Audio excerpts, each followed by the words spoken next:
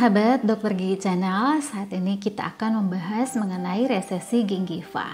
Nah, di dalam materi resesi gingiva akan kita bahas mengenai pengertian, etiologi, cara mengukur resesi, klasifikasi resesi, dan juga akibatnya. Nah, resesi itu apa? Resesi adalah terbukanya permukaan akar gigi akibat penurunan margin gingiva. Ini ya, penurunan margin gingiva ke arah apikal menjauhi CEJ, cemento enamel junction. Ini adalah contoh resesi, demikian juga yang di sebelah kanannya. Sedangkan yang ini adalah gingiva sehat ya. Nah, untuk penyebab dari resesi sendiri itu yang pertama disebabkan oleh bakteri plak. Jadi bakteri plak ini akan menyebabkan peradangan di sekitar gingiva dan bisa menyebabkan resesi ya apabila bakteri plaknya tidak dihilangkan ya. Kalau pemeliharaan kebersihan gigi dan mulutnya buruk. Lalu menyikat gigi yang tidak tepat. Nah, sebenarnya menyikat gigi itu penting ya untuk kesehatan gigi dan juga gingiva. Tetapi kalau teknik penyikatan giginya salah atau misalnya bulu sikat gigi yang digunakan itu keras, ditambah lagi penyikatannya yang terlalu keras, itu bisa menyebabkan luka yang signifikan. Nah, misalnya juga kalau arah penyikatan giginya itu arah horizontal ya, bisa menyebabkan resesi gingiva.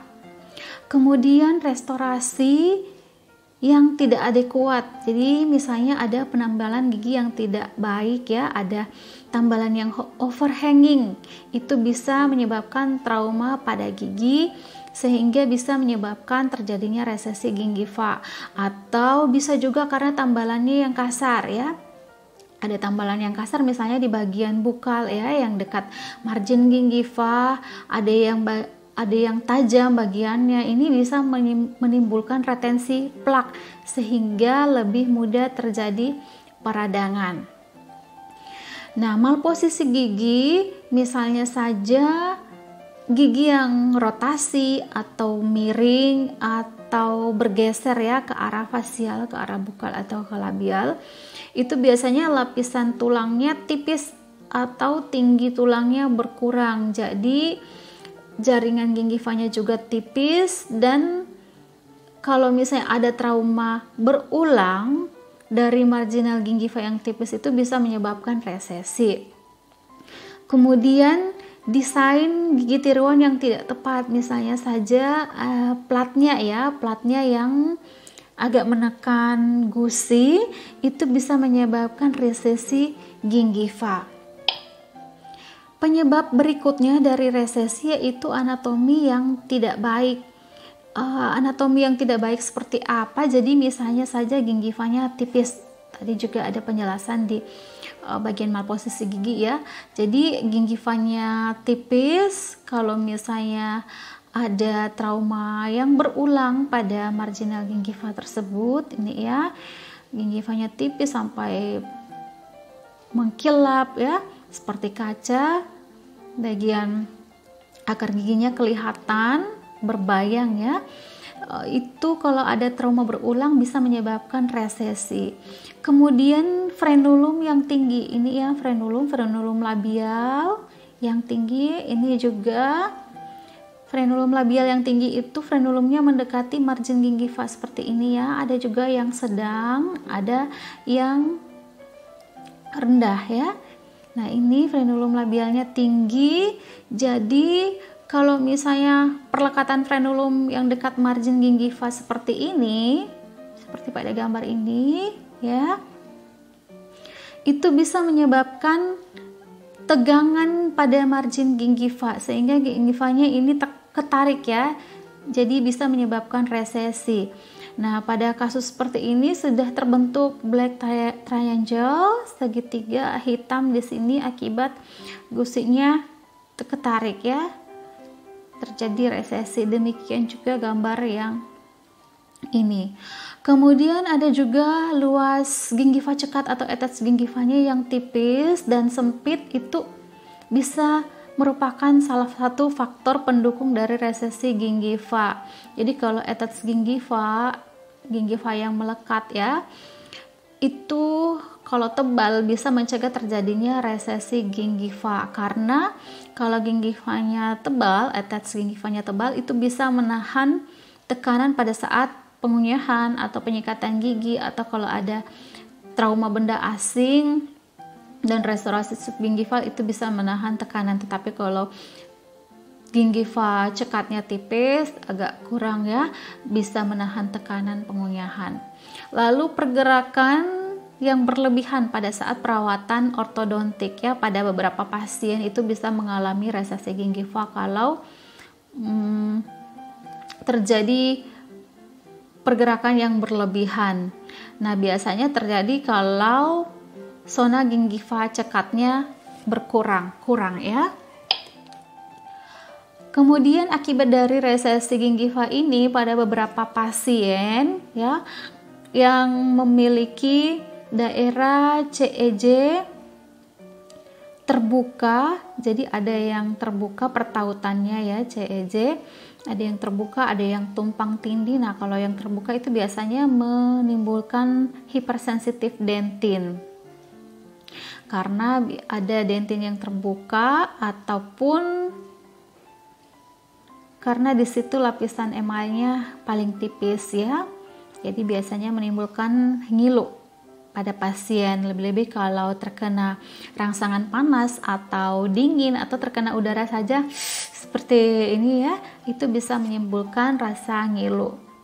Nah, pada beberapa pasien juga, terutama kalau resesi gingivanya terjadi di daerah gigi anterior, itu bisa menimbulkan gangguan estetik penampilan ya, giginya kelihatan panjang karena gusinya turun.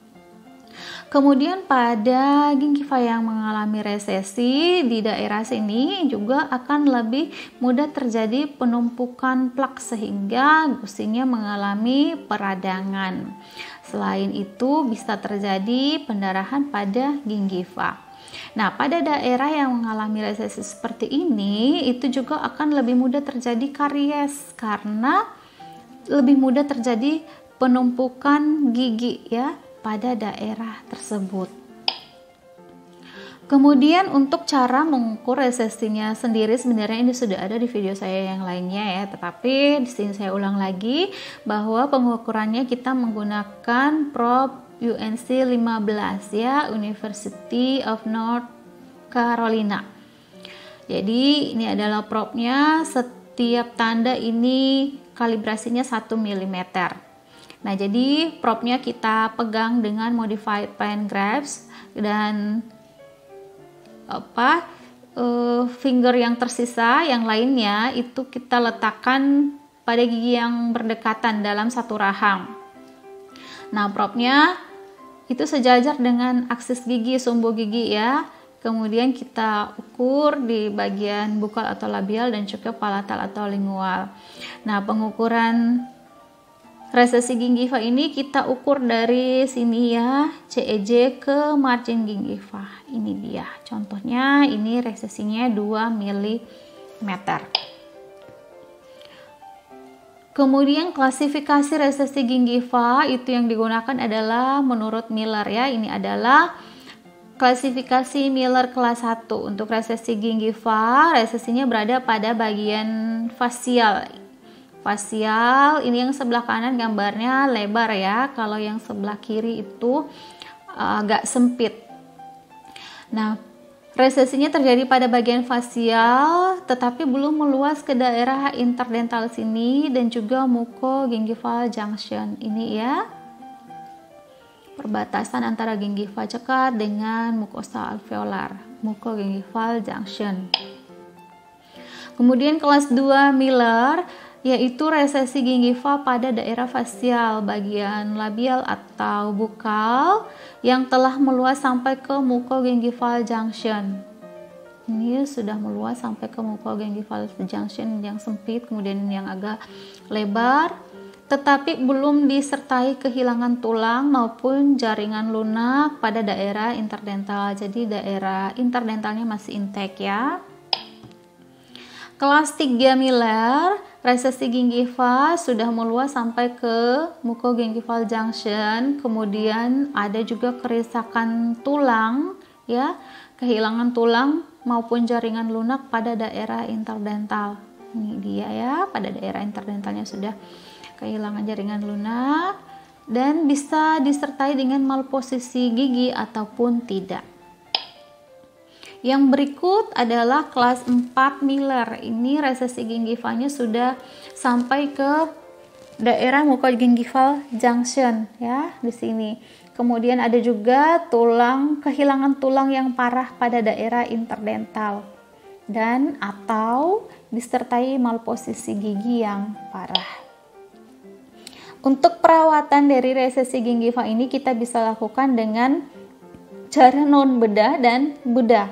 Untuk non bedah bisa dengan melakukan tumpatan sewarna gingiva atau bisa juga dengan gingiva tiruan. Ini contoh dari gingiva tiruan ya, untuk gigi anterior rahang atas kita bisa lihat dengan menggunakan bahan soft liner. Ini contoh bahannya ya.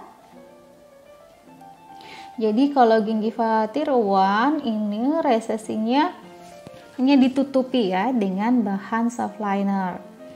Kemudian prosedur bedah, kalau misalnya ada frenulum labial misalnya yang tinggi, itu kita melakukan frenektomi. Lalu ada prosedur bedah selanjutnya yaitu surgical root coverage technique. Ini ada beberapa tekniknya. Ini adalah salah satu contoh perawatan resesi gingiva dengan bedah. Jadi terdapat resesi gingiva pada premolar 1 dan caninus ya. Kemudian pasien mengeluhkan sensitivitas akar gigi dan tidak estetik saat tersenyum karena giginya kelihatan lebih panjang. Lalu pada gusingnya dilakukan semilunar incision. Ini dia ya. Kemudian nanti diletakkan lebih apikal. Lalu ini tahap berikutnya dilakukan root conditioning dengan tetracycline. Lalu diposisikan lebih ke koronal ya gingivanya. Jadi tadi flap yang sudah dibuat di insisi berbentuk semilunar, lalu nanti diposisikan lebih ke apikal, lebih ke koronal ya. Nah ini adalah 1 tahun setelah perawatan. Jadi penutupan akar yang sempurna itu kita lihat pada 1 tahun setelah perawatan. Nah demikian materi tentang resesi gingiva. Ini beberapa referensi yang digunakan. Kalau misalnya mau tahu lebih lanjut bisa mencari di referensi ini. Terima kasih untuk perhatiannya. Sampai jumpa di materi berikutnya.